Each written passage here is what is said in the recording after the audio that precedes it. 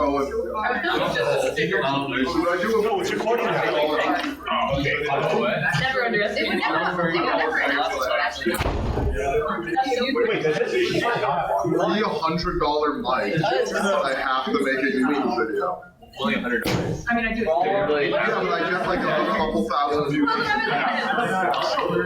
you doing the? I low-key want to buy Are it. you doing the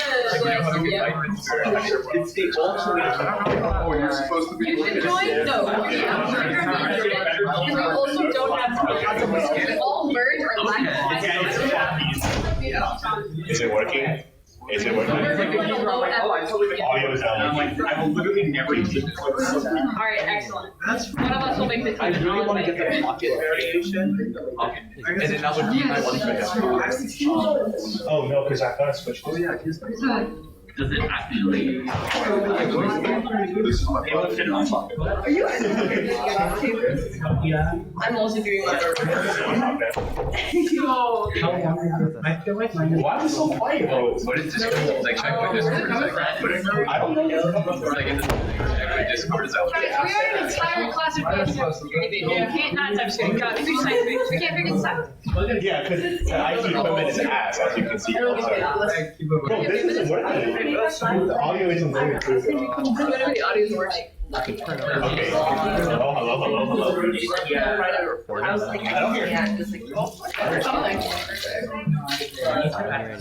So you cannot count it. Wait, increase the output volume. I like the loud. Oh, Reddit.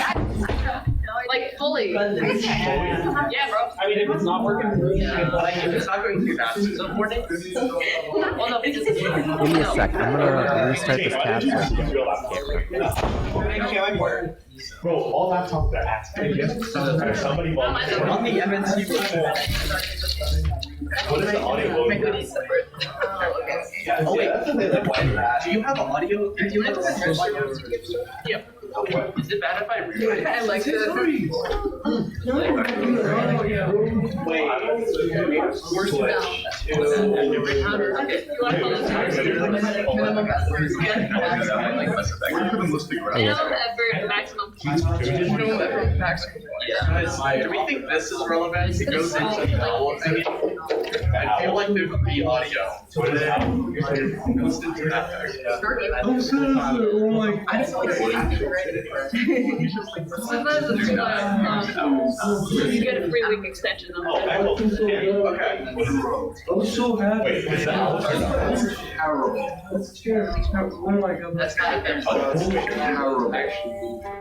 That line is also stylistic. like this. I believe That stuff. No, I had a friend. Are you making the same release? Screenplay. Bro, wait. It's good talk. Oh. Say something. Say what? Wait, I think it's. Big effort. I got switched. I like no effort. If it works, if it works. I think it's, yeah, Okay, now what? Oh, it's going to the owl now. Okay, that's good. That's good enough. Okay. Say something. Yeah. Say something. Hello? Okay, that's good. Is it too loud? What's up? Yeah. Now it's working. Now it's working. Yeah, okay. All right, cool. Okay, cool. Is there a webcam in there? Oh, webcam? Webcam is facing me. Yeah, what you have next to a webcam, they can plug in the glass. Oh, owl camera. And then, wait, oh, there we go. That's cool. Whoa. Excellent. Turn the owl camera to face the glass. How do I turn it around? Automatically.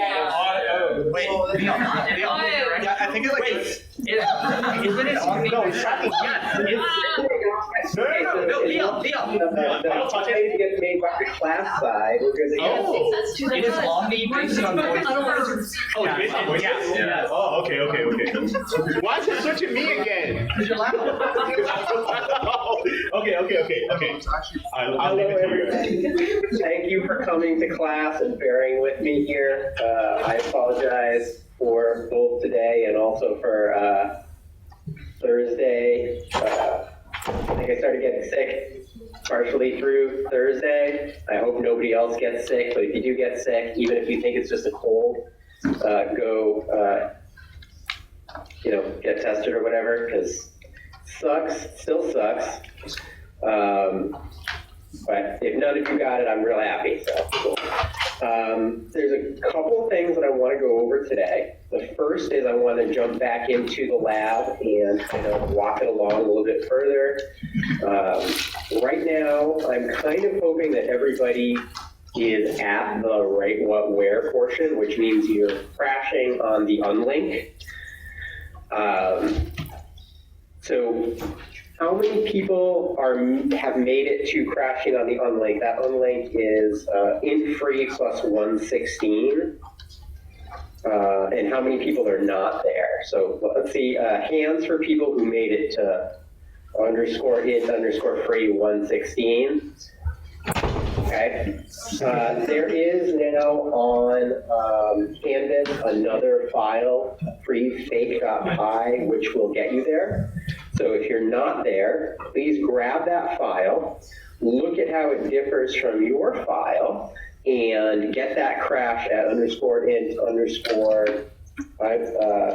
free plus 116. That's the offset into free.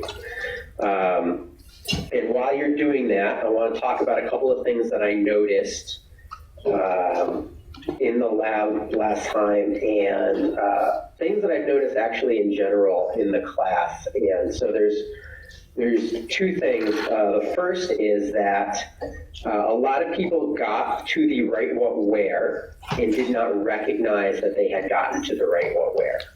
Okay?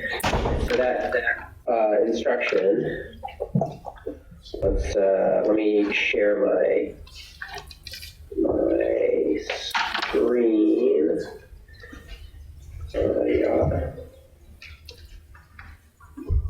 I want one share. There we go. Is that, can everybody see that? Is that visible? Yes. So, yeah. Save that.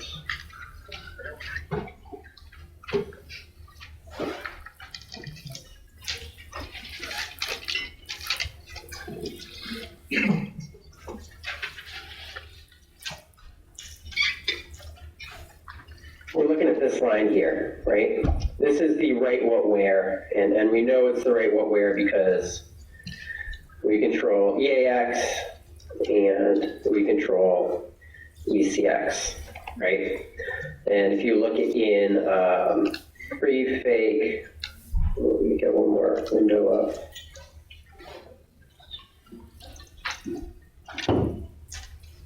Those are the next and previous pointers on my fake chunk, okay? So we control what's in EAX, we control what's in ECX, so we are able to write whatever we want to wherever we want plus C, right? This is a memory address, it's a move that's moving into memory. So just like in the first homework that you guys did, you can write what you want where you want. Now, the problem with this, there's a slight hiccup in this one, and we'll get to that a little bit later, but that's the first thing, is that I noticed people didn't recognize what was going on there. And I think I know why they didn't recognize what was going on there, is because in general, people do not have a grasp of what you should do when your debugger crashes. So someone who thinks they know what they should do when the debugger crashes, what should they do when seg faults? I'm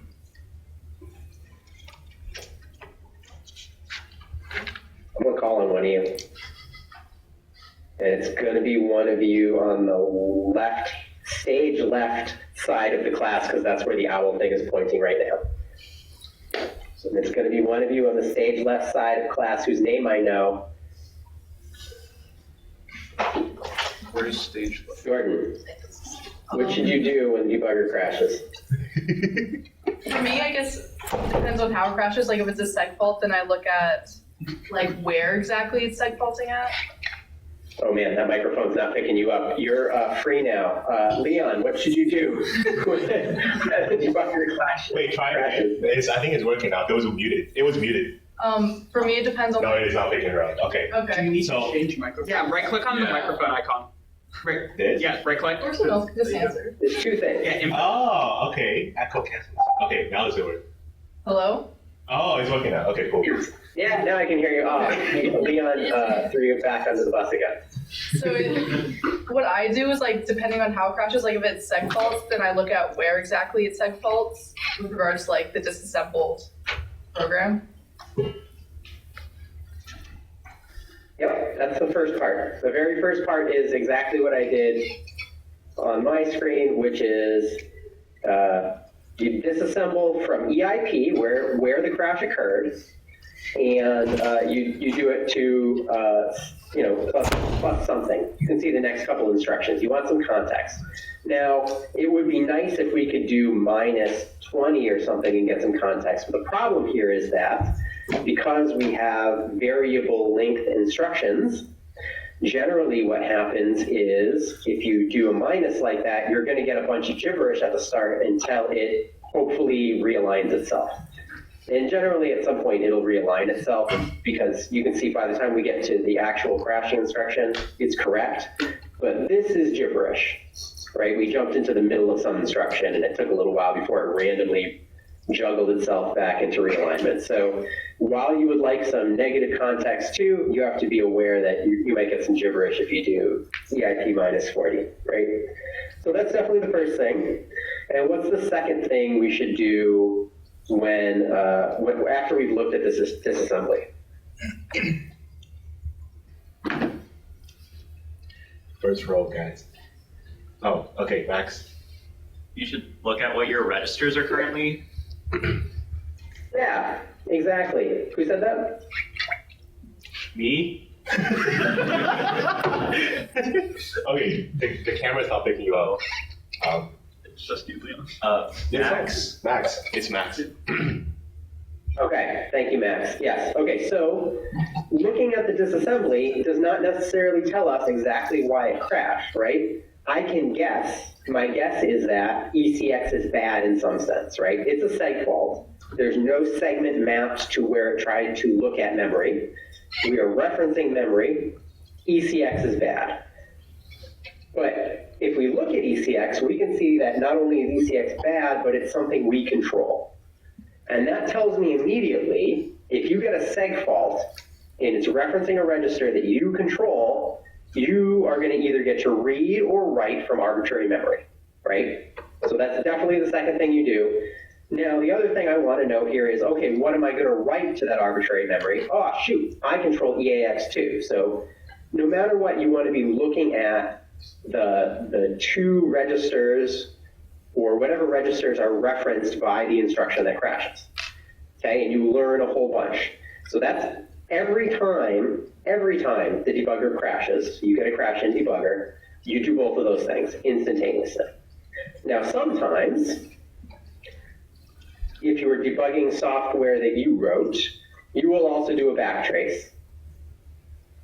This is the thing that everybody does, and it is the least useful part of this, but with the other information, it can still be useful, right? What this tells me is, which of these frees in main, somebody wrote main, and it called our libc library called free, but it calls it multiple times. So which one of those frees is crashing is what this tells me, right? So imagine that you are a detective and your beat cops come to you and they're like, we found a dead body.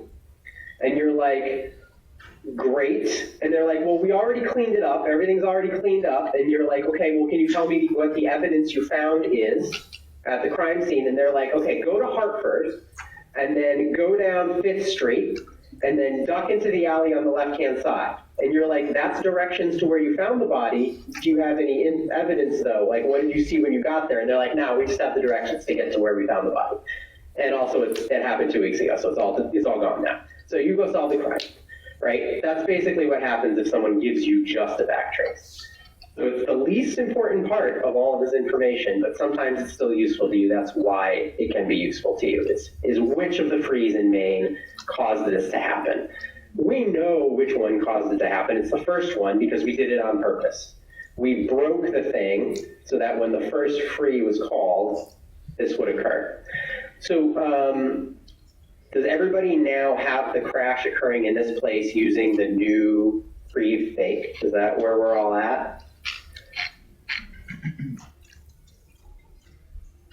Someone give me a yes who did not have it previously. Okay, people are saying. We're going to want to move on, so I want to know that you're all there so we don't move on without you. If you're not there, give Leon some strong eye contact.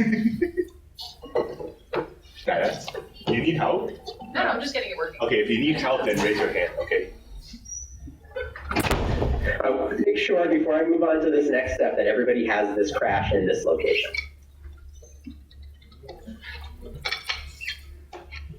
Once we're there, we're going to take a step back and we're going to look at how this thing runs properly. And then we're going to move on to the next step of trying to get a regular that does not crash. And we're going to overcome the problems that are left.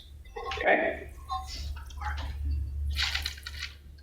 You tell me when we can move on.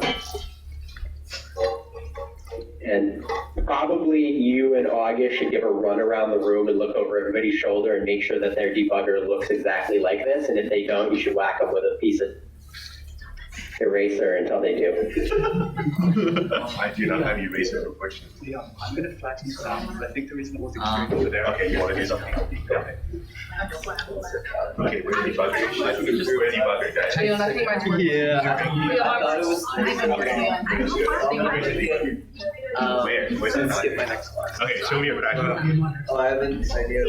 Show me a crash. Bad though, and I don't know why. This bad? Because I just get like, I don't get it. Okay, good. Oh, you weren't getting it. You get like this? Oh yeah, that's how we will do it last time. So I didn't. I just like. Because I thought it was there. I'm gonna make it. I like him. And Leon. Let's pick me up over. I have an hour between the class. Are you crashing? IS389. Yeah, so I think I can get it done now. Yeah, like I'm just like I have an idea. It is talk about like only Leon. Yeah. He was what? I thought it was Thursday. I'm gonna skip this class. I probably know what I'm doing. Your mind is recording. That's what I guess it's fair. I've checked out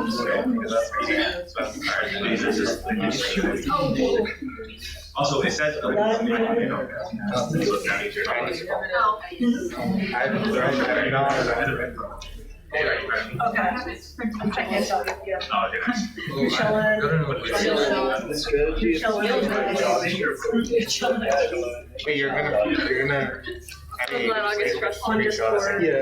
I can take it already on Tuesday. Right now. I can literally show up. Yeah,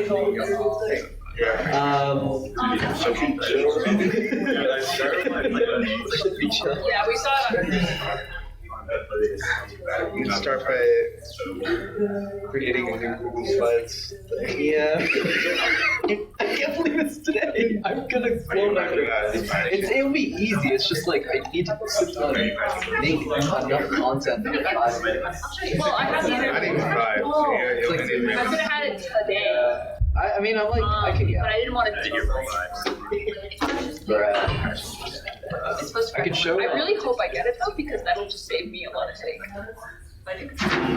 Like you want to set it. Yeah, sure. Because team is flexible. That was just like a tangled wire. Tangled I should be around it. It's just still getting worked out. That sucks. Why would they use Messenger? Why do they have 24 hours. It's like all. Yeah, I'll I like Oh, how's it going? Yeah, we found each other too. Yeah, man. Hell yeah. Practice rounds. Oh. I can't believe it. Okay, let me see. Let me try the front row here. I know you can. There's also like people are just like texting me on my phone and everything else. Honestly, though, I would probably. It'll work out. Just do pictures like. You think it'll take that long? I mean, just like, Actually, so don't you mind. can have a chance to just talk to Okay, I think most people got their crash. Okay. Some people who came in late are just getting it out. I'm really. Just so you're confident. Yeah, I was gonna say I'm like. All right, cool. What? She's where you pull up the. Why does it pull it down? Besides, I have a cat. Because He might. it blocks line of sight. Oh, right, okay. And that camera's not used there. Oh, That one. What? Yeah, that's the camera. There's a split screen. Yeah, I know. Yeah, I like Okay, so everybody's got. What are you talking about? I just think the wire there. That's whatever, bro. Leave me And I alone. wish I had a better camera working, but I don't. Okay, so everybody's got this crash going on. Let's take a step back. If you have the malloc code up, you can also take a look. Who joined? Here.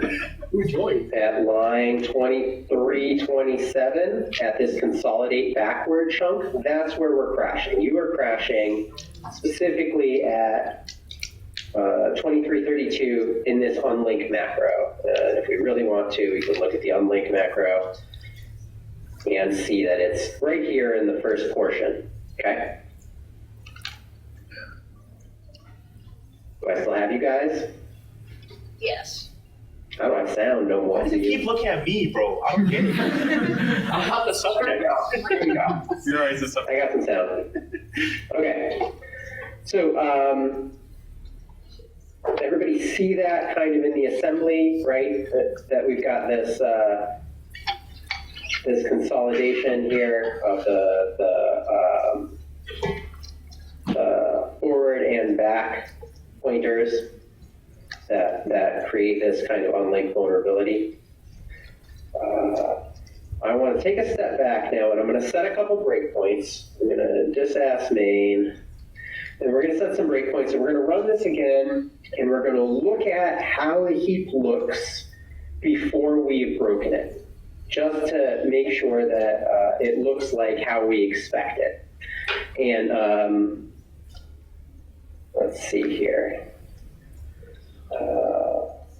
I want to set two breakpoints. I'm going to set breakpoint here after the first malloc, and I'm going to set a breakpoint here after the second malloc. So at 70 and at 89. Break main plus 70, break main plus 89. Does everybody understand that? Why I'm setting the breakpoints where I am? That's immediately after the return from both of the malloc calls. There's only two malloc calls in ABO9. Right? They create pbuff1 and pbuff2. We assume, and in this case it's correct assumption, that they are adjacent always. And so this is going to let us look at what the heap looks like right after those things are called, before we start messing with them. Okay, so this is the legitimate look of the heap. So I'm going to run the same program, but we're breaking before the write happens. Fake.i. Yep, okay, so here's the first one. This is at main plus 70. I'll show you just so we're oriented. Okay, so the first malloc is right here. The next one we're going to break here. So let's look at x. Let's do 4x EAX minus 8. Why are we doing EAX minus 8?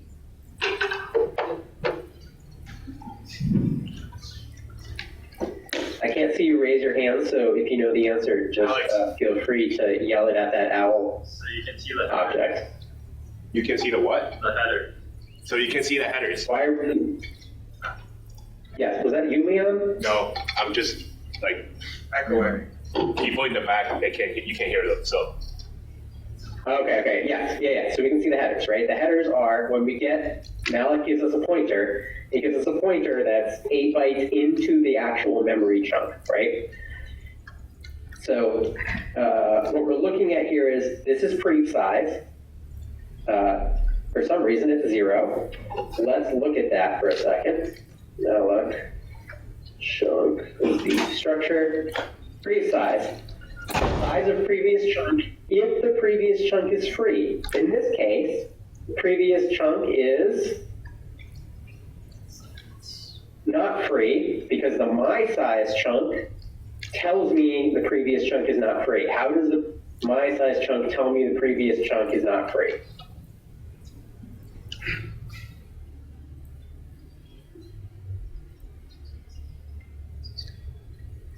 It's still not picking up sound. It's So nobody's talking. People are thinking. Is it the lowest bit is set? Right? Because if the previous. The lowest bit, correct. The bits 1 and 2, 2 is for if it's mapped, and 1 is if the previous size is in use. Okay, so in this case, the previous is in use, so the previous size is not set. Okay, it also means the previous size is not going to be looked at.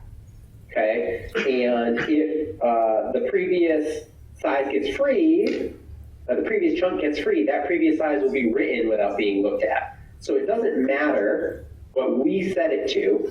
If it's in use, it's never going to get used. It's not going to break anything. So that's a freebie for us. Okay, our size is 108 plus the in use bit, right? We asked for 100 x to 56, and then it added the 8 for the header, and that 8 is shown here, okay? And then our forward and back pointers for the free linked lists are also not in use. So when something's in use, the only thing that you see is the my size, okay? So let's continue on to this main plus 89 here. 229, yeah, okay, now we're going to look at the second chunk, pbuff2, and what should we expect to see? We should expect to see pretty much the same thing, right? Because pbuff1 is in use, and the size is the same. So there we go, we got the same thing. Now I'm going to do something else here. I'm going to say, what's the next chunk look like? And I know my size is 108, so I'm going to say 108. Okay. Now the next chunk, previous is in use because it's set to 9. The first bit's set, so there's no previous size. This size is B58. And it's also in use. We can tell it's also in use because the previous pointers are an extra null. Okay, so then what happens if we look at OX B58? We add B58 to the whole thing. That should get us the next chunk. And the next chunk is the end of the page, right? We see A7000, it's on page aligned, and we can't access that memory. That means that that's going to take us to the end of the heap. Okay, and so let's prove that with info proc mappings. We should see that the heap ends at A7000. So here's our heap ends at A7000. Cool. So everything makes sense. Okay, and now we know how it's supposed to look. So what I want you to do is, I'm going to give away the write what where trick here, or at least how it's going to work in this situation. So that's me. So I'm manually mapping this, and I add 10 to it, and that becomes our V table. So if we look at that, excellent. 4. 1010.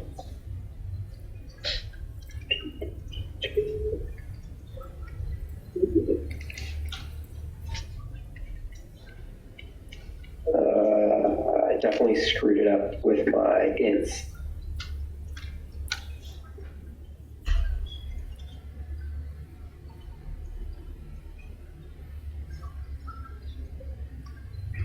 Let me get my sick brain bearings 1 second. Okay, yeah, it's still right. It's just not set until afterwards. Okay, so the target that we're going to write here, we're going to write to 08041010. So let's go and add that into our code. And so everybody follow along here. We're going to have a what, and we're going to have a where. And because the packing thing is going to pack it for us, we can just have an address. So our what is going to be for 1, for 2, for 3, for 4. We're going to try to break on with EIP is equal to ABCD. And we're going to write to 0804 for 1010. That's where the V table is going to be at the time of our write. And because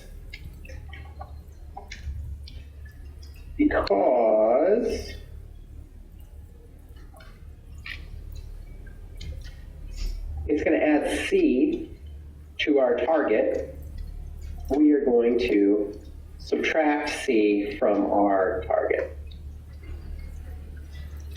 And so you could do it like this, or you could even be like equal to where minus OXC, and then you never have to worry about the C again. You can just set the address. I'll backwards that, so we just have to say what and where later. Okay. And so then, if we look at our disassembly, we can see that EAX is the what and ECX is the where. So EAX stores 4s, it's all 4s, and so this is where the 4s are, this is what becomes our what. Okay, and then that means that ECX should be storing the 4 3s. Let's validate that. ECX is storing the 4 3s. That means our 4 3s, because they are the right target, are our where. Okay? So if we now run that again,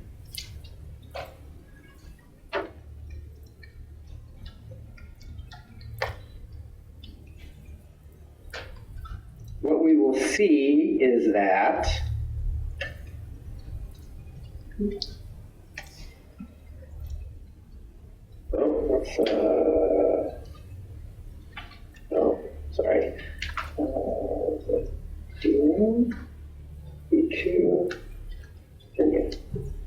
Okay, now we crash in a new place. Now we don't crash far from where we crashed before, though. So what's going on here? First, let's see if we did what we expected to do. /8041010. If we did what we expected to do, what should we see when we hit this button?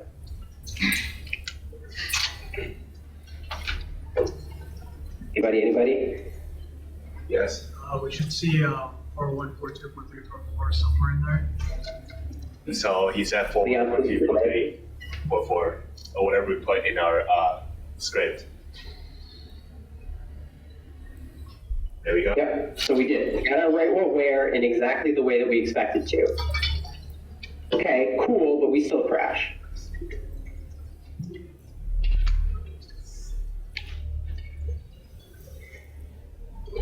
Shoot. We crash in exactly the next instruction, so that's how big that's. See?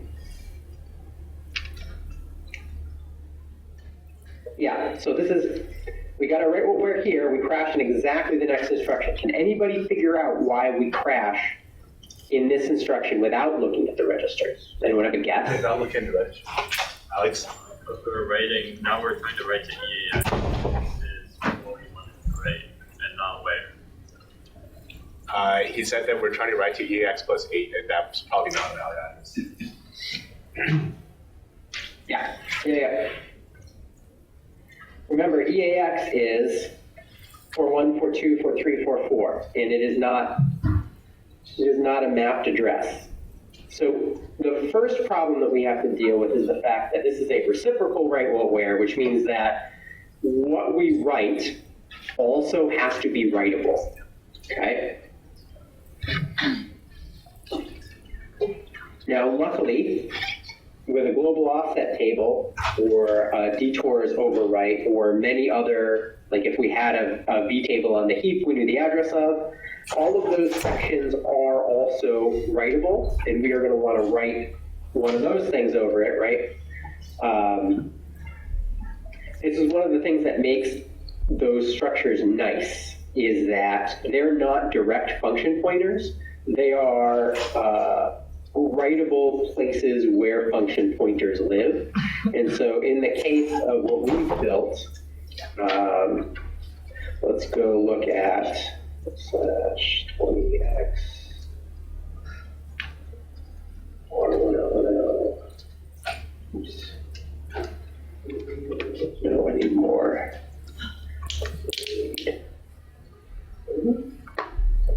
Yeah, okay.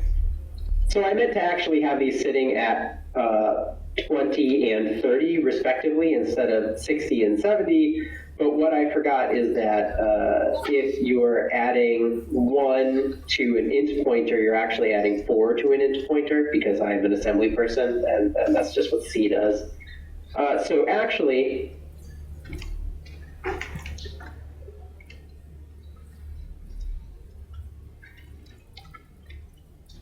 that's where free lives. That's what we're running now.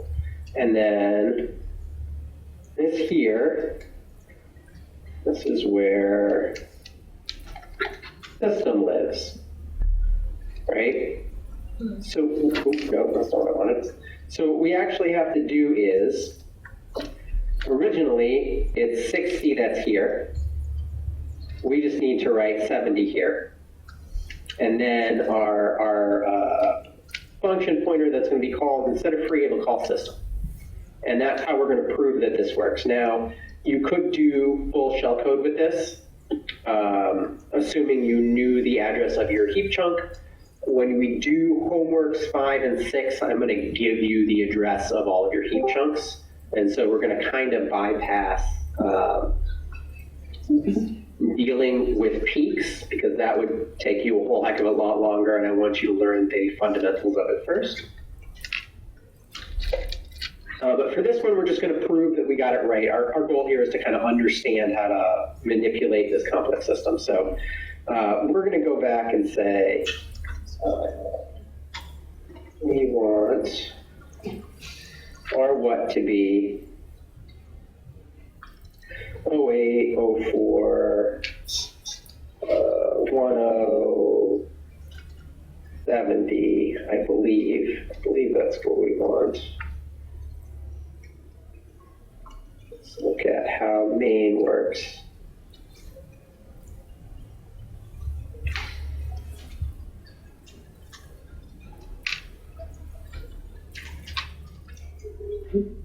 So here's our V table. Yeah, okay, it doesn't add to it. So 70, it should be what we want. Okay. So this here, because 08, 04, 10, 70 plus 8 is writable, shouldn't crash in that same spot, right? This should solve that problem for us. So let's give this a shot and see what happens then.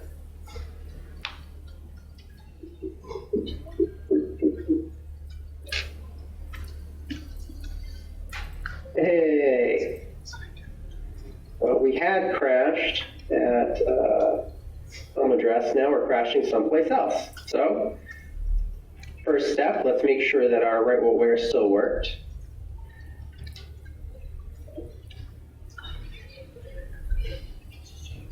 Okay, we know we haven't regressed. We did what we expected to do. And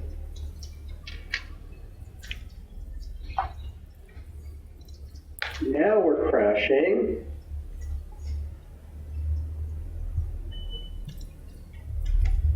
in a new place,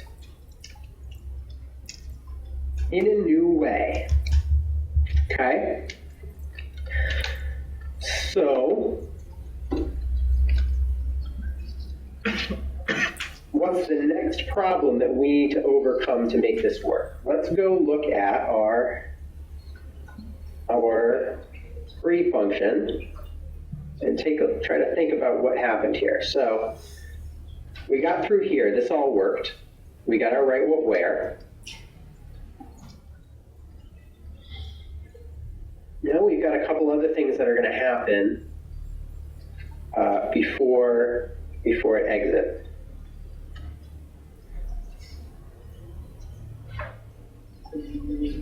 All right. So I misspoke earlier. This is not the actual unlink that we're looking at. This is just for a top chunk unlink. This is the one we're actually looking at. Here's the consolidate back. This is what we were looking at. Here's the unlink that we got our override on. And then the very next thing that happens, after it checks to see if the chunk before it was free, so it can put those two together, the next thing it'll do is it'll check to see if the next one is free and put those together. Now, in our case, the two chunks that we have are the only two chunks there are. And the next chunk is the one that goes all the way to the top. Right? So it's not in use either. That's that B98 size chunk we looked at earlier. And so it's going to try to, again, do another consolidation and unlink the forward chunk. So we need to make sure that it doesn't try to consolidate that last thing, okay? Can anybody think of a way that we could make it so that it will not consolidate our overflowed chunk? Can I have not? I'm sorry, our final chunk with our overflowed chunk. Can I have someone that's not Alex answer this question?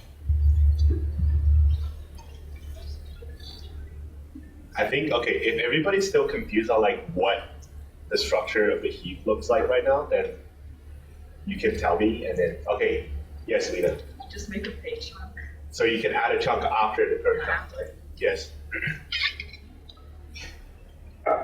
Yep, that's the answer.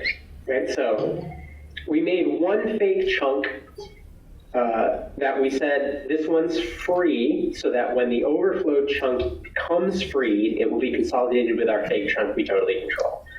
The next thing that we can do is put another dummy chunk after our chunk that says, okay, this one is in use, and so we're not going to be consolidating in the other direction, right? So let's take a look at what that would look like to do that. So basically, we're going to add just another chunk here, and then we'll call it the top chunk, and it's going to have all the same things that this one has. Let's see, my size.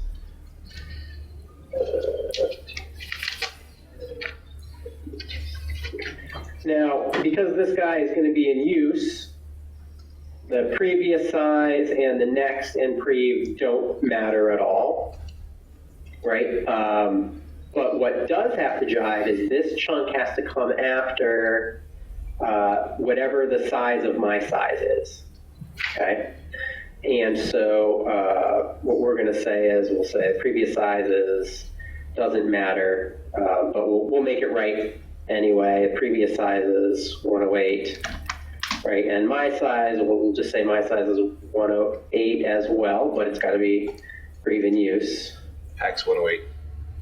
Right, and then next can be 3, 4, 3, 4, 3, 4, 3. This one can be 4, 4, 4, 4, 4. Now we know if we crash on this guy, something went wrong. So what needs to go here exactly? Your size is wrong. Let's see. How much does these need to be there? Well, it's gonna be chunk len because we made the size 108. So actually, let's just say chunk len plus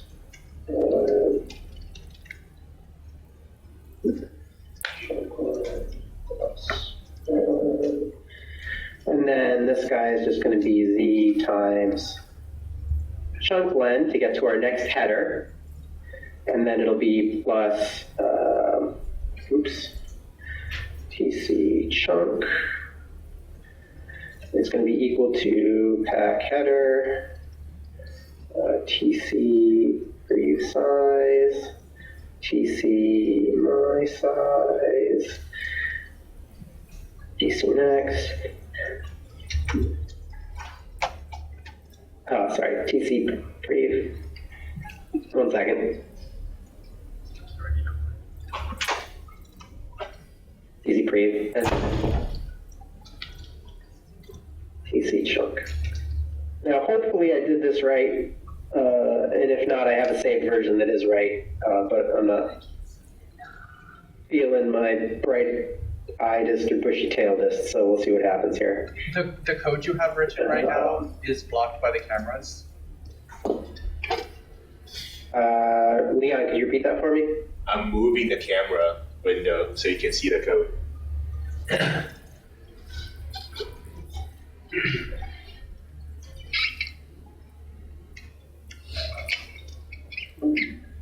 Oh, there's one other thing I'm going to add here. No, this should be fine for now. That should be fine for now. It'll tell us if we did what we meant to do, and we'll modify it after.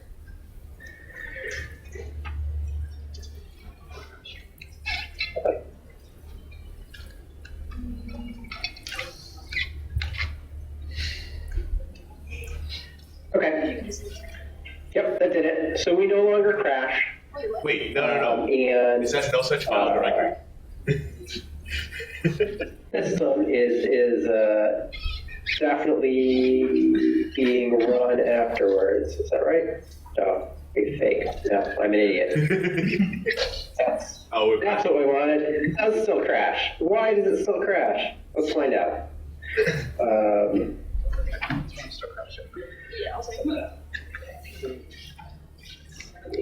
Still crashing in the same place, right?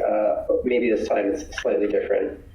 X, EDX. Oh. All right, so it's still trying to free EX.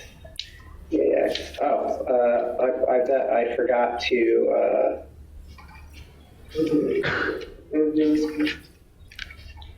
Wait, did you need to add a header link to disease? Wait, what am I missing here? Shouldn't be right, 'cause we're right now. No, so I know I didn't need to add the header link because it's actually looking at our header in the way that it ought to. Right. And that is that our prev and next are still this. So the reason that I set those prev and next is for this reason, like these are very recognizable. So the problem is not that we're misaligned, we're aligned perfectly. The problem is that it's still trying to consolidate us, right? So, which means that this guy right here is failing. Add next, right? That guy there is failing. So,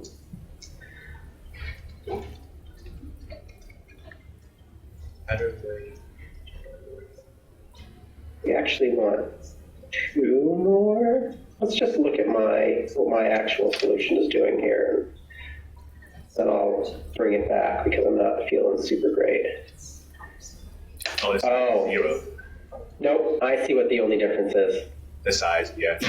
The only difference is this. The only difference is that. So there's actually one of 2 ways to handle this. What you actually need is 2 more chunks because you're working What you're trying to do is say that this chunk, TC top chunk, is actually the one that is in use, which means that the next chunk will tell it that this TC chunk is in use. However, one way that you can cheat this is you could say, my size is 0. Now the macro for in-use bit at offset doesn't check. It just says next plus next size. This is the argument that it takes, right? And so if you tell it that your chunk size is 0, it'll say, all right, what's my size plus 0? Go there and check to see if the in-use bit is set. And so you can actually force it to say that this chunk here is, every chunk on down the line, because it's going to walk 0 every time to look for the next chunk. Does that make sense? Or do we want to do it with multiple chunks to make it make more sense? Makes sense to me.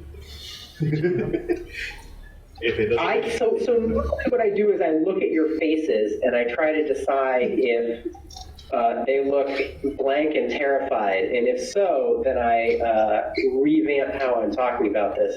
But I can't do that right now, so what I actually need is like verbal feedback from human beings to tell me, does the 0 size top chunk make sense, or does it not? Can you explain it one more time? Yeah. Okay. So what we need is the chunk after our chunk has to be in use. The in-use bit tells you what the previous chunk is in use. So if I make one extra fake chunk, that's not enough. What I actually need is 2 extra fake chunks so that the second extra fake chunk tells me the previous fake chunk is in use. However, the way that it checks to see if the next one is in use is it says my header plus my size is the address of the next header, so check that one to see if it's in use. If I set my size to 0, then it's going to say my header plus 0, which leaves me at my header. If that in-use bit is set, don't run this code. Right? So I can make it think the next chunk is actually the same as the chunk it's on if I set the my size to 0. Does that make sense? Yes. It makes Yes. Yes. Something like that. Yeah. So you could do it. You could do it in either of those ways, right? I can't hand it back. Yeah, so I was just like, Yell louder. if it wasn't 0, or if like you wanted to like make real chunks, you would add a next chunk and then a next chunk as well, so that the next chunk would have the in-use bit. Leon, can you repeat that, please? It was breaking up pretty good. Oh, I was a bit. Okay, wait, say that again, please. So like if the size wasn't 0, you would need to have another chunk after that. That would denote that the next chunk is in use. Yeah. Okay. Wait. No. It's Exactly. You want us to Yes. have. You need another 2 chunks so that the second chunk says the first chunk is in use, right? The other way that you could do that, I could do it like this. I could say, if this is chunk len plus header len, I could do this.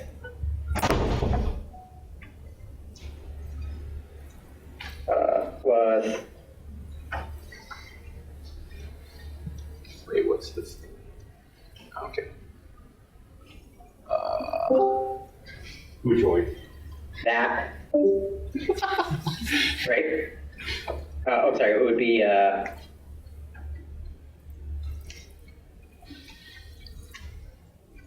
think this makes sense. that would do it too, right? Because I would just add the header piece of that. So let's actually see if that works. That's basically what we're doing, is adding a second chunk there. I didn't really think through it very hard, but Oh, it's like funny unknown now. well, that's interesting. What happens if you change the size to 0. If I just change the size to 0 here, it should work, I believe. All that extra stuff.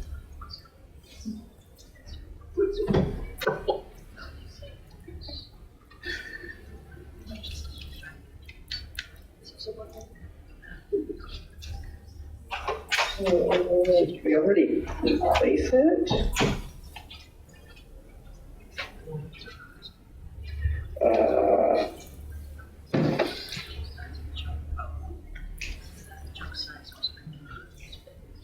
Two AA. 2A.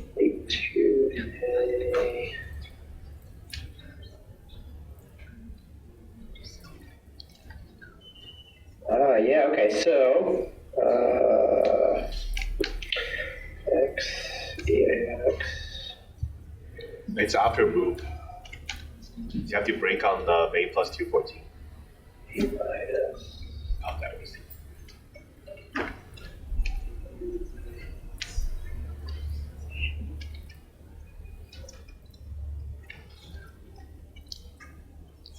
okay. Oh. No, look at EVP minus 1C. Oh. Yeah. Yeah, I'm sorry. Thank you very much. Yeah. So 80. Okay, so we're off by 10. So both of these actually work, either 0 or chunk header, but my math is wrong. We were writing 80 and we want to be at 70, so because it's a plus 10, so 60 or what? So yeah, let's try that one more time like this. We'll try it both ways and prove that it's cool. Yeah, okay, so that's the way with, that's with the 0 size. Now let's try it with the fake one. Chunk len plus header len. And then we want this other fake chunk. We're not even gonna make a full fake chunk. So this is what I did here. I said, we're gonna fill the chunk length up. This is our previous size. And our next size, I'm just writing this one bit. And that's the 1. And that should be the low order, yeah. Right, so that should also work. Let's try that.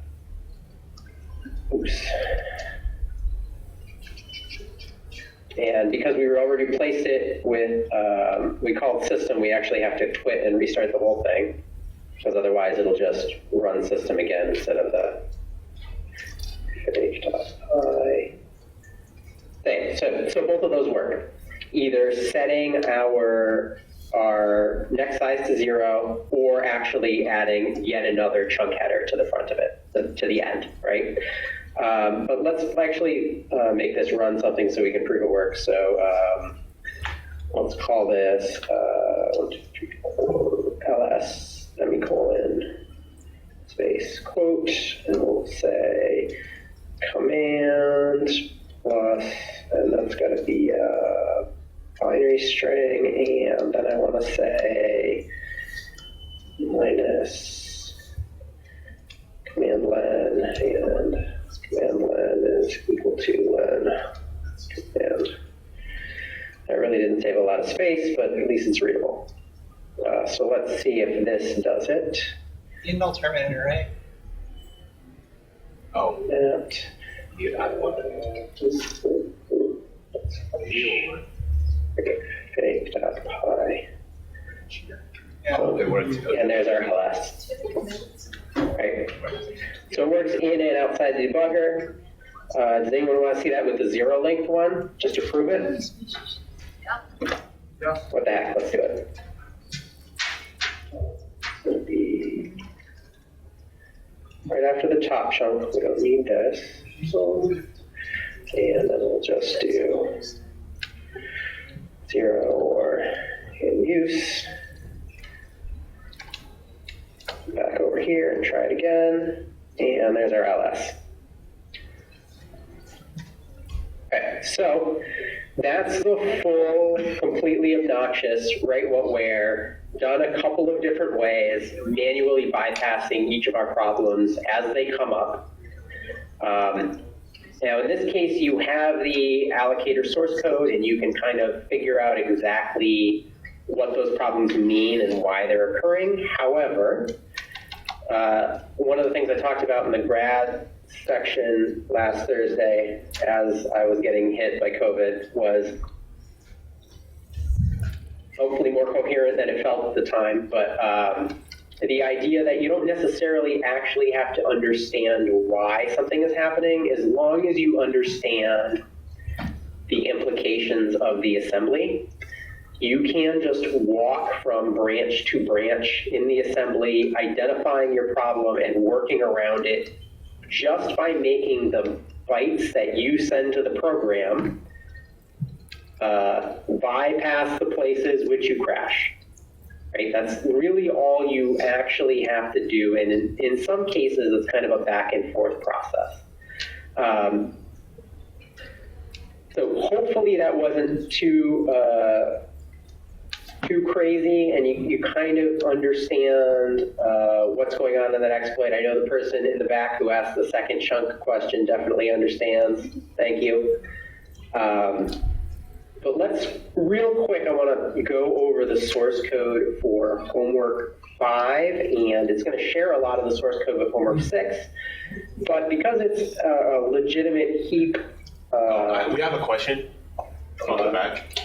Oh, yeah, so sorry. If you have questions, please ask them now. Yeah, I just wanted to make sure, when you create a second fake chunk, do you connect it with, like, do you connect it to a chunk in pbuff2? Or no? He's asking if you, when you create the second big chunk, do you connect it to the same chunk as in pbuff2? Wait, what? So like connected to the same chunk. You create 2 fake chunks. So you could do this a couple ways. You could change the size of pbuff2 and put your fake chunks inside the memory for pbuff2, and that is a better way to do this because you would corrupt less other chunks. In this case, there are only 2 chunks, so it doesn't matter how much of the heap you corrupt, which is another reason that this is an unrealistic problem. But yeah, your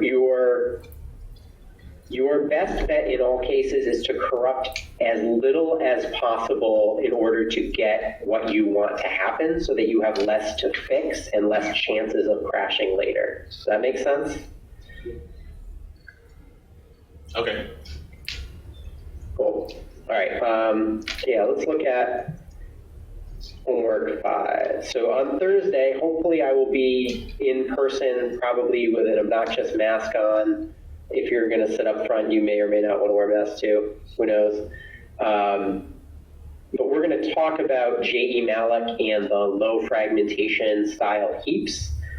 And the last 2 homeworks are going to take place using those heaps. Now, those are heaps where the metadata is not stored in line, which means you're not going to be attacking the heap allocator or attacking the program. So let's look through this program together real quick. So the first is our header, and we are mimicking a C++ class here. So this structure has as its first member a vtable, and its second member is a 240-byte character buffer. And the vtable has got 3 pointers in it. It's got a write function pointer, it's got a print function pointer, and it's got a remove function pointer. Okay.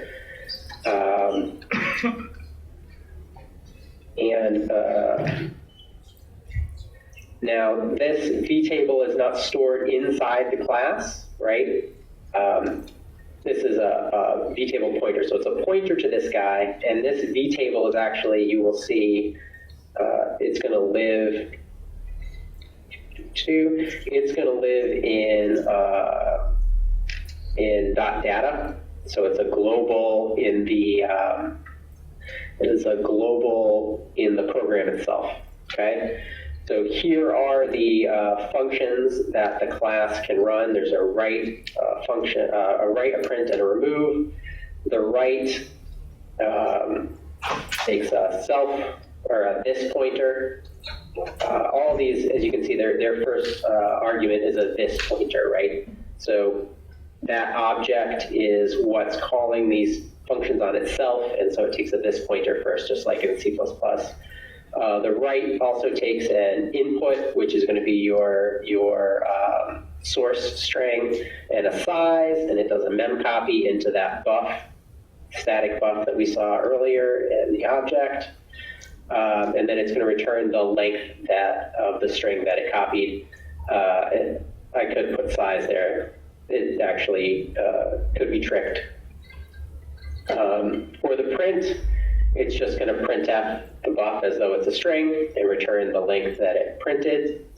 And then the remove calls free, and it tells you the pointer that it was freed from. So those are the three functions that live in that V table there. And then there is a number of auxiliary functions that the program will run. This is basically our new call. So it will allocate the size of the object. It will set the V table as the address of the global V table, and then it returns the object to you. Okay. Everything here under randomized initial heap state, you don't have to worry about at all. What this is doing is kind of prepping the heap in a random fashion so that it mimics what would happen if you were attacking a program that had been running for some time and some random amount of work had been done with it. So you're attacking a web browser, you're attacking a server, and it's been running for, a day and a half, or I don't know. When's the last time you closed your web browser? It's been running that long, basically, right? And you did a bunch of weird garbage to it. So it's in a kind of a random state. Okay. And then this last part, interactive, is the part that your program is going to interact with. And so you are going to have to write a program that both writes to standard out and also reads the output from this program. So the easiest way to do this is to run the program in Python and actually be watching, reading from its output and writing to its input. And I will give you a template that shows you how to do this. But the things that the program does the commands it takes are fairly simple, right? So A will create an object. It's right here.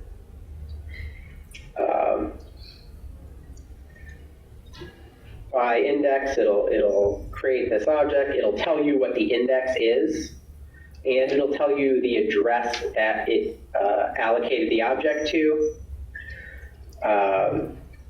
If you send it a W, it takes a couple arguments. The first argument is the index. The second argument is going to be the size.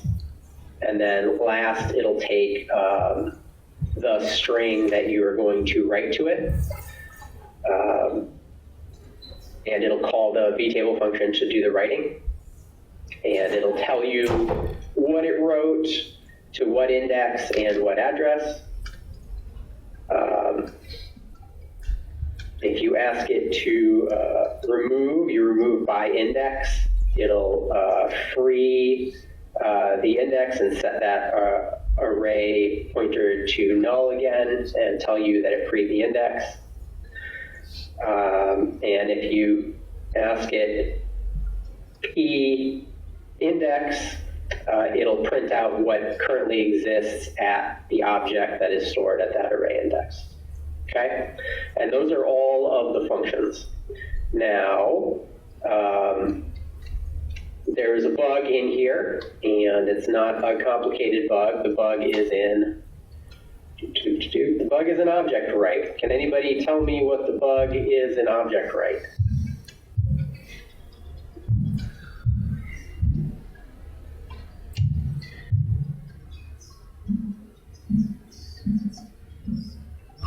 Is it like a signedness issue for the size t size, so that you could write more than like a strict limit of bytes? Did you hear that? Well, let's do this. I heard enough of it. Let's look at this. So here's our structure. Our buffer is a fixed length. And then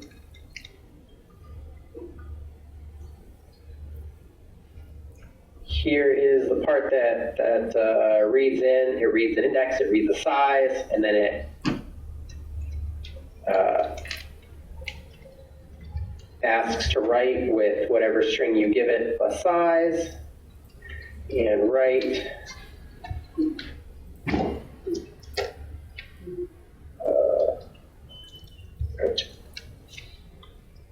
does a mem copy with that. So there is actually no check at all. It's just a straight up buffer overflow. The only difference is you are overflowing from one heap chunk into another heap chunk. Okay, so that's basically the only, the bug is extremely simple. It's just a straight up heap overflow. It's exactly like your ABO1, except it's going to go from heap chunk to heap chunk. The problems that you're going to have to deal with here, though, are slightly different. And so the first is you're not going to have the stuff on the stack. You're not going to have a return pointer because you're not on the stack, you're on the heap, which means you're going to have to understand how to deal with overflowing this V table and how that indirection works. Right, so that's a problem that you're going to have to overcome. The main problem that this is going to force you to overcome is the fact that when you start this program, just a whole bunch of garbage is going to have occurred before the program started. And so you don't necessarily know that your heap chunks that you're creating are adjacent to one another. Now, in this case, I've given you these printfs as a courtesy so that you can kind of understand better what's going on when you're allocating your chunks, and you can see when you're getting adjacent ones and when you're not, but you're going to have to figure out, you're not going to have to figure out, I'm going to show you in the next couple classes exactly how to get adjacent heap chunks so that you're doing what you think you're doing. But in ABO9, you automatically got heap chunks that were right next to each other because the program had not done anything. And the only two allocations were one right after the other, and so they were necessarily adjacent to one another.